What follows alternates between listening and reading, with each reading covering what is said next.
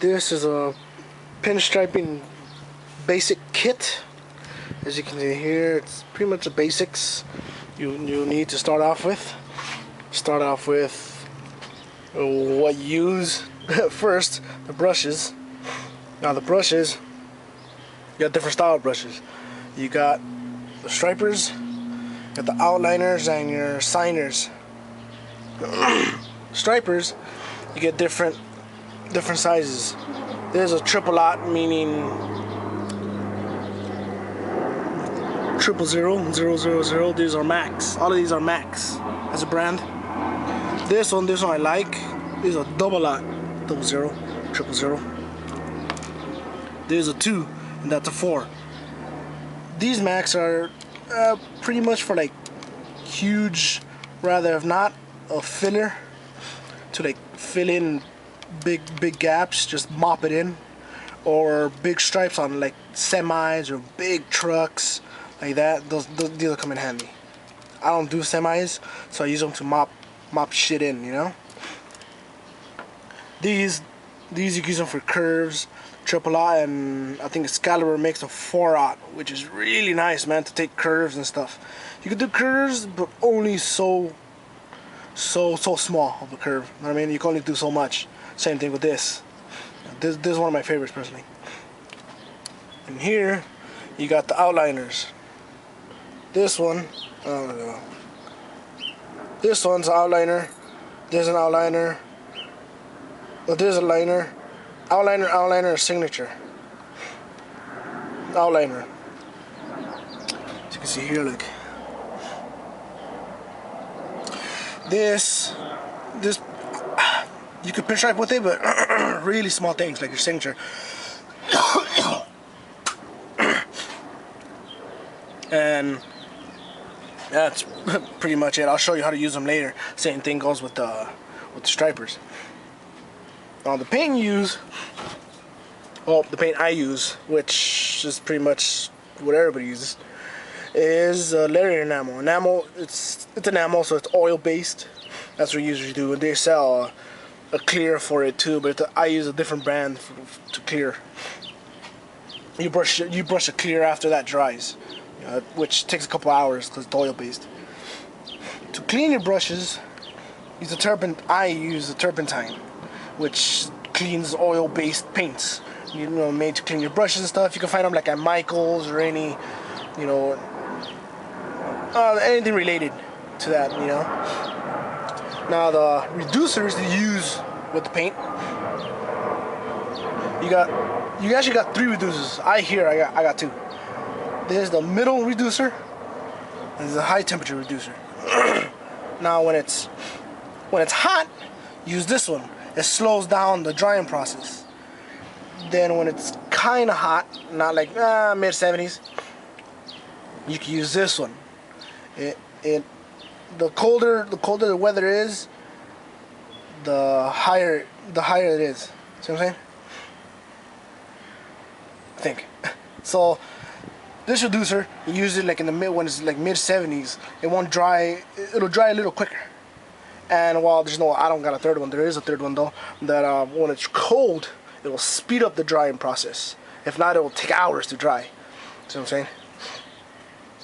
Now, in this process, after you clean them, the brushes anyways, I conserve them, dip them, and conserve them in mortar oil. Any mortar oil will do. I personally have it like a little bottle. I think it's like Pennzoil. Doesn't matter. I not drench them in oil, but dip them in oil and then, you know, clean any excess off. It won't be dripping all over the place. As long as they're pretty much have oil in them, that'll conserve the hair. These are squirrel hair. Same thing goes with these. Well, they're not squirrel hair, but the same thing with the oil. That's the box I have to keep everything in. Everything fits. As well, if I'll show you, has a tray. It's nice. Stack on, does a trick, you know.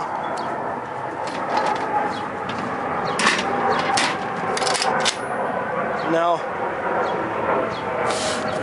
when you're pinstriping, you can use well, a paddle. You can say I use this this type of sheet, because when you're paddling on it, you don't the letters don't come off into the brush. You know what I'm saying? And mix in within the brush. That could be sometimes it could mess things up. The shit gets in the paint and you'll see it, and by the time you see it, you've pinstriped, and it just becomes a nightmare. You know. Same thing with the cups. The cups you're using here, I use these plastic ones. I mix the paint in here, and you can find. I bought them at Party City. Okay. Make sure the inside doesn't have wax, because that'll really mix into your paint, and then it'll also make a mess. These I use for the turpentine. See, don't use them for thinner or anything of that sort, because it'll burn right through it. It'll completely melt it. You know, but it works for the turpentine. You know, to clean your cups in. You know, that's what I use. Same thing. I bought them where I bought these. But you can use either or. You know, the paint usually eats to that. I use paint for this, but you can use a turpentine over here. It doesn't matter. You know. Now the gold leafing. You can get a good picture of this. Red gold leafing. I bought this a couple years ago. You still find them at Michael's. Same thing. It's variegated gold leaf. Variegated meaning it's fake. It's not real gold. You know, but it's interesting. You can use them like on orange. I've seen them on orange cars. I've seen them. I forgot what other color cars. They're really nice. Gold leafing. Now this is actual gold. This is actual rolled. I think they're hard to find now. I used to know. I used to know a place in Wilmington, but I don't know if it's still there with the economy today. It's hard to use, but if you know how to use it, it's bitchin'. You know. Now for that you use this, the gold sizing, fast drying. Like I said, there's different temperatured ones. You know, dry quicker, slow down the process or whatever. And this one, you pretty much use this. It's like almost clear, almost.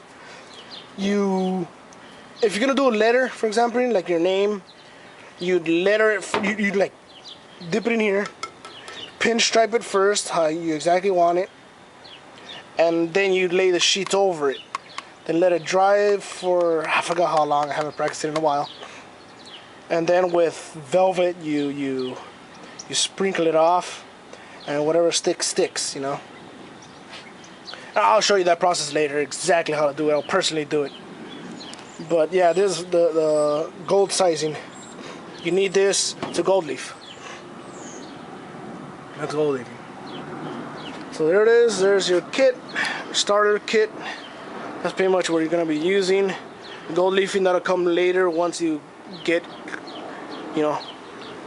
everything down, straight lines, curves. Then you start getting a little more complicated. But in the future, I'll make another video to make straight lines, and depends on what position. If you're, looking down on a hood or on the side of a car. See what I'm saying? It all depends, because your brush wants to sway. You gotta know how to control it. But I'll show you a technique to control your brush. That in the future. Thanks for watching.